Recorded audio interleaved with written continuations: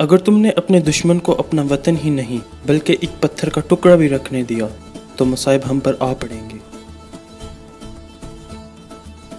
جس کا کوئی خواب نہیں اس کا کوئی مستقبل نہیں۔ ہمارے دشمن کی طاقت ہماری بہادری کی علامت ہے۔ اگر ہم گر جاتے ہیں تو پوری اسلامی دنیا گر جائے گی۔ جب تک ہم اپنے عقیدے اور روایات سے مضبوطی سے وابستہ ہوں گے ہمارا سر نہیں جھکے گا اور اسلامی پرچم نہیں گرے گا۔ جب تک ہم اللہ کے راستے پر چلیں گے کوئی بھی ہمیں ہمارے گھٹنوں کے بل نہیں گرا سکتا۔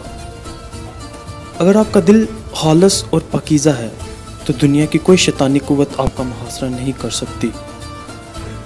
ذوالفقار سے اچھی نہ کوئی تلوار ہے اور نہ علی سے بڑھ کر کوئی بہادر زمین پر۔ اصل ہیرو وہ ہوتا ہے جو نیچے گرتے ہی اٹھتا ہے۔ دو طاقتیں ہیں، ایک تلوار دوسری عقل۔ آج تک کوئی ایسی تلوار ایجاد نہیں ہوئی جو عقل کو ہرا سکے۔ مجھے موت کا ڈر نہیں بلکہ وہ آخری سانس میرے لیے حرام ہوگی جس سے پہلے میں ہتھیار ڈال دوں۔ ہمارے اسلاف کی داستانیں بچوں کو سنانے کے لیے نہیں بلکہ مردوں کو جگانے کے لیے سنائی جاتی ہیں۔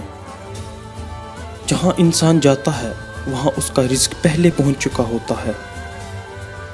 ہم خیانت اور دھوکہ دہی سے کوئی کامیابی حاصل کرنے کی بجائے موت کو ترجیح دیتے ہیں۔ حق کی راہ پر چلنے والوں کو میرا رب کبھی تنہا نہیں چھوڑے گا۔ جدوجہد ہماری مگر فتح اللہ کی ہے۔ ہم یا تو غازی بنیں گے یا شہید، مگر ہماری تلواروں کی جھنکاریں ہزاروں سالوں تک سنائی دیں گی۔ مایوسی ہمارے لیے حرام ہے، ہمیں اللہ کی رحمت سے مایوس نہ ہونے کا حکم دیا گیا ہے۔ اگر ہم نے آج ڈر کے مارے بزدلی کی چوڑیاں پہن لی تو ہماری نسلیں ظالموں سے کانپیں گی۔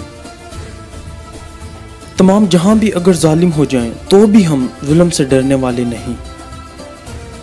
اس گھوڑے پر سوار ہونے کی کوشش نہ کرو جس پر قابو نہ پا سکو۔ تلوار اسی کے ہاتھ میں جچتی ہے جسے چلانی آتی ہو۔ میں غدار کو معاف نہیں کروں گا چاہے وہ میرا بھائی ہی ہو۔ میں مظلوموں کی حفاظت کروں گا چاہے وہ میرے دشمن ہی کیوں نہ ہوں۔ ہمارے دلوں میں کیا ہے ہم اپنے الفاظ اور اپنی موت سے ظاہر کریں گے۔ حق کے راستے پر اگر ساری کائنات بھی تمہارے خلاف ہو تو بھی تم یہ یقین رکھو کہ اللہ تمہارے ساتھ ہے۔